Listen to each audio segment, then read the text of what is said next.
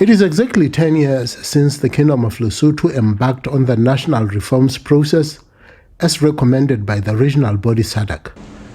And despite several mediations and interventions, the process remains elusive. Report to the SADC summit. But ahead of this weekend summit, the Zambian President Hichilema is upbeat about the Lesotho reforms progress. We need our individual countries in our SADC region to remain stable,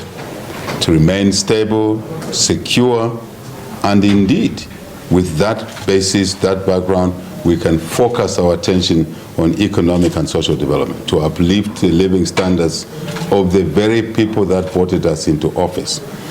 That brings us to the issue of the matters that surround what you may call regular changes, instability around this country, Lesotho. We all know and understand where we're coming from. It's been attempts to fix this situation.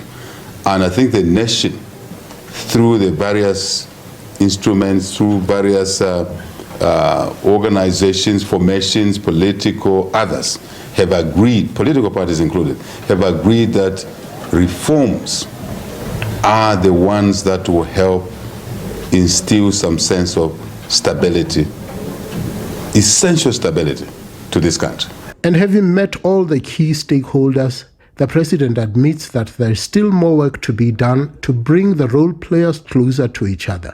Yes, there are issues here and there, motions here and there, concerns here and there, but the parties overall agree that we must restart, they must restart the reform agenda so that they can make the changes that will strengthen institutions of governance in this country.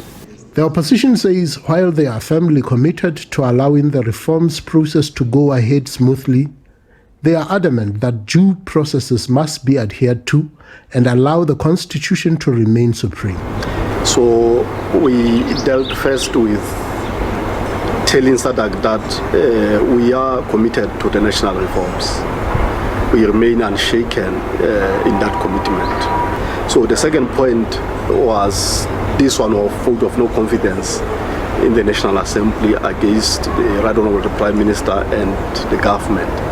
So we pleaded also that the government must actually permit the rule of law and obey the procedure, the parliamentary procedure, so that we complete all the processes and the person with the majority will have legitimacy to lead the government.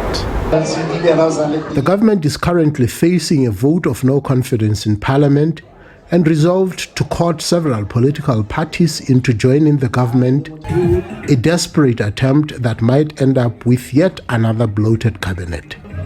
I'm Rapelang Khatebe for SABC News, Lesotho.